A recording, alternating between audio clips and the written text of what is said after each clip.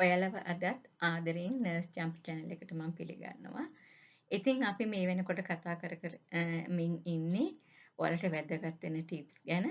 අපි ගිය සතියේ කතා කරා OIT ගැන.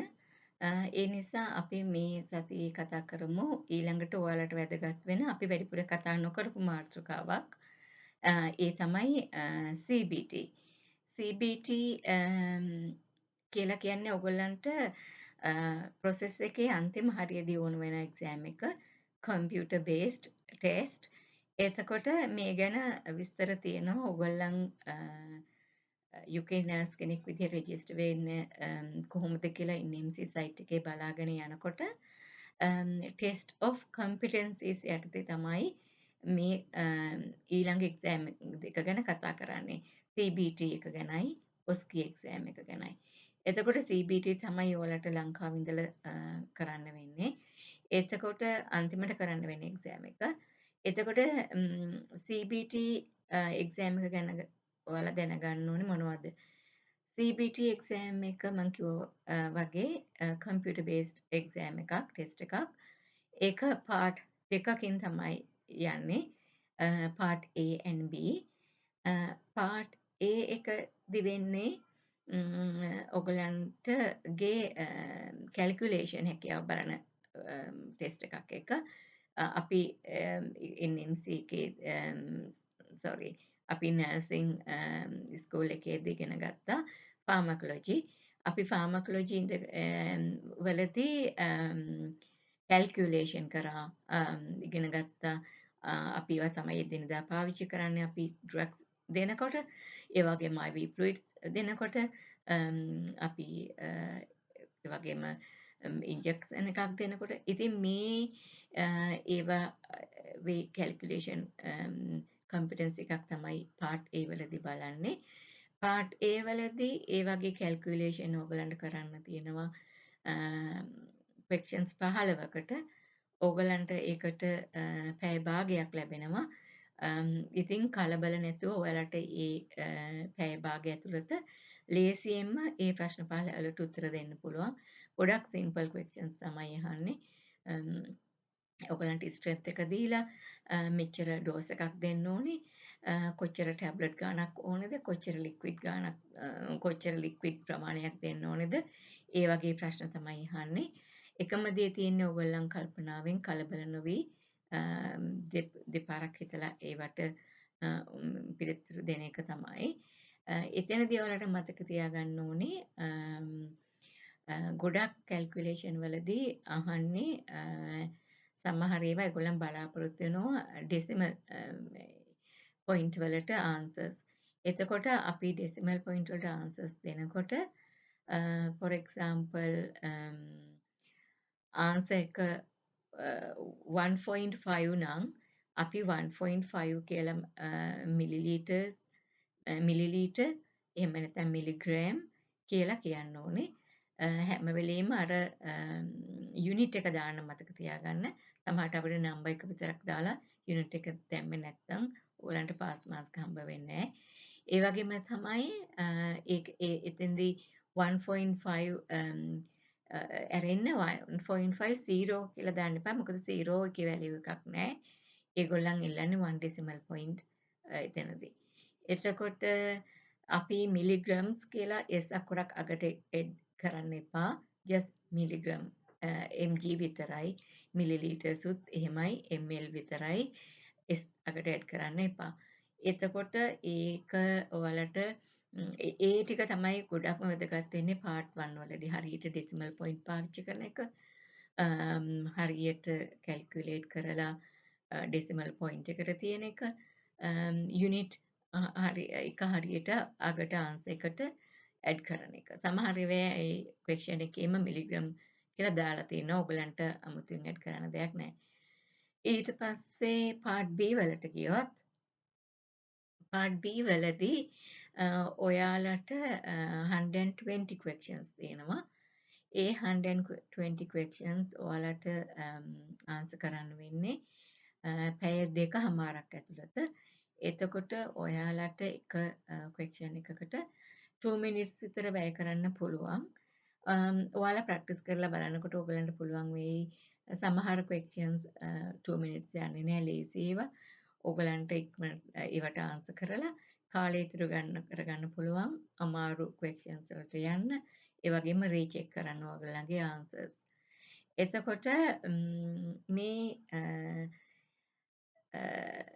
පාර්ට් B වලදී බලන්නේ ඔයගොල්ලන්ගේ ක්ලිනිකල් ස්කිල්ස් ඒ වගේම නර්සිං වැලියුස්.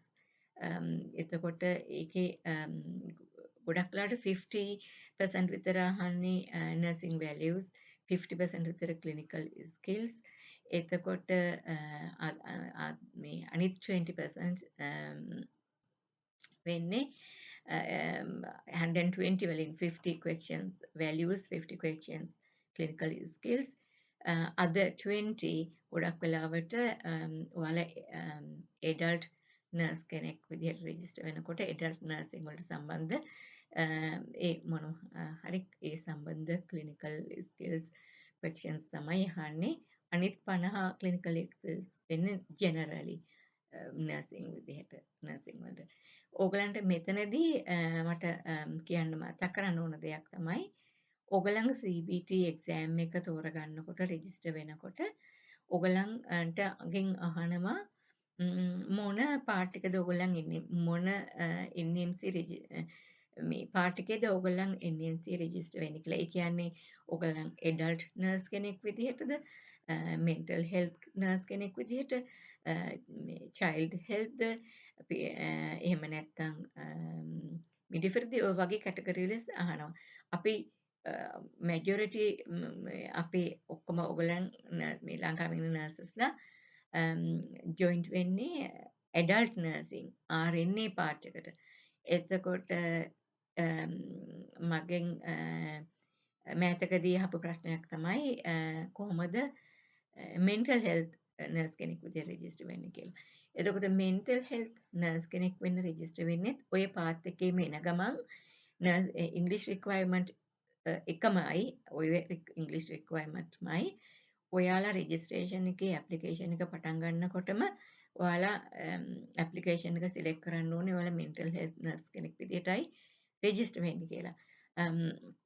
එතකොට mental health nurse කෙනෙක් විදිහට මම ගොඩක් තැනදීම රික්‍රූට්මන්ට් ටීම් වලින් ඉල්ලලා තියපු දෙයක් තමයි ඕගොල්ලන් mental health nurse කෙනෙක් විදිහට at least last 6 months මේ 6 months experience තියෙනවා නම් psychiatric hospital එකක within last 3 years ඕගොල්ලන්ට ඒ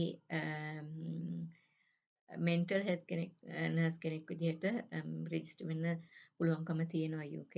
ඕගොල්ලන් ඒ පාත් එක බලන්න එක වෙනම තියෙනවා. ඉංග්‍රීසි රික්වයර්මන්ට් වල ලොකු වෙනසක් නැහැ. ඒක ඇප්ලිකේෂන් ප්‍රොසෙස් එකයි CBT exam එකයි තමයි වෙනස් වෙන්නේ. CBT exam එකෙත් mental health nurse කෙනෙක් විදිහට රෙජිස්ටර් වෙනවා නම් ඒ ඇප්ලිකේෂන් පාත් එක තමයි තෝරගන්න ඕනේ. මොකද ඔයගොල්ලන්ගේ mental health nurses ලගේ questions වෙනම යන්නේ.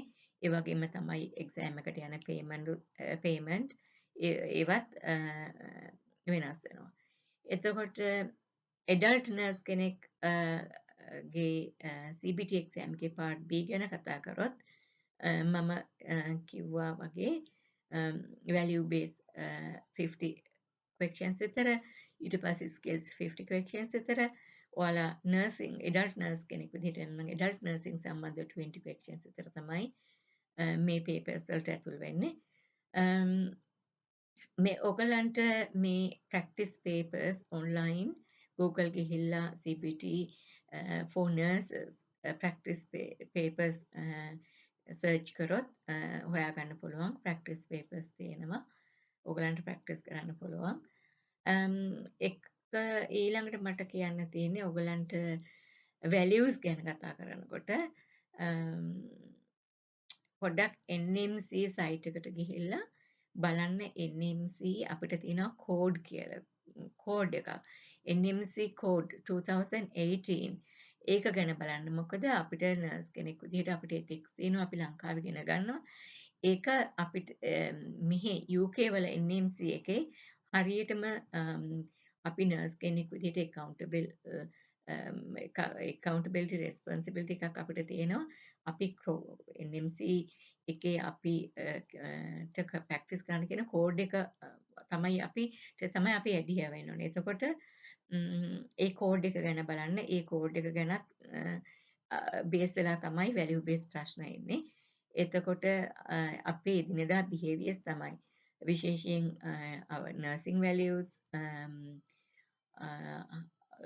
how we make decisions, how we communicate with patients and relatives, um, how we lead. මේ වගේ questions තමයි ගොඩක් වෙලාවට එන්නේ. ඕගොල්ලන් එතනදී බලන්න NMC code එක ගැන හොයනකොට professional standard of practice and behaviors for nurses. මම ආයි කියන professional standards of practice and behaviors for nurses. ඒක තමයි ඔය කෝඩ් එකේදී ඕගොල්ලන්ට කියන්නේ. එතකොට ඒ ටික තමයි ඕගොල්ලන්ට ගොඩක් වැදගත් වෙන්නේ. ඕගොල්ලන් CBT exam එකට වාඩි වුණාට පස්සේ ඕගොල්ලන්ට within 48 hours results හම්බ වෙනවා. ඕගොල්ලන් ෆේල් වෙලා තිබ්බොත් ඔයාලට part A part B separate කරන්න පුළුවන්. ඒ part වෙන වෙනම බැරි වෙලාවත් ෆේල් වෙලා තිබ්බොත් ඕගොල්ලන් ෆේල් වෙන්නේ නැහැ. ඒ exam කරන්න පුළුවන්. බැරි වෙලාවත් ෆේල් වුණොත් ඕගොල්ලන්ට 3 attempts යනකම් exam එක කරන්න පුළුවන්. මට මතක විදිහට within 10 days each 10 days apart තමයි ඔයගොල්ලන්ට රීසෙට් එල්ලන්න පුළුවන් වෙන්නේ. එතකොට part A and B reset කරනවා නම් ඔයගොල්ලන්ට ආපහු පේමන්ට් එකක් කරන්න වෙනවා. පවුම් වලින් නම් 83ක්. එතකොට part A විතරක් කරනවා නම් පවුම් 50යි. part B විතරක් කරනවා නම් මේ 70 pounds. ඒ වගේ පේමන්ට් එකක් තමයි කරන්න වෙන්නේ. එතකොට මං හිතන්නේ අපි CBT ගැන කතා කරා. ඕගොල්ලන්ට රිසර්ච් කරලා බලන්න ගොඩක් ඕගොල්ලන්ටම අවබෝධ කරගන්න පුළුවන්. CBT exam එක අමාරු දෙයක් නෙවෙයි, කරගන්න පුළුවන් දෙයක්. ඉතින් මං හිතනවා අපි ගොඩක් ඒ ගැනද කතා කරා.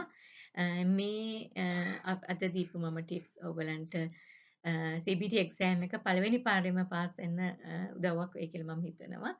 ඉතින් අපි ඊළඟ වීඩියෝ එකෙනුත් ඔයාලට වැදගත් වෙන තව ටිප්ස් ටිකක් අරගෙන එනකම් ඕගොල්ලන් සතුටින් පරිස්සමින් හැමෝම ඉන්න.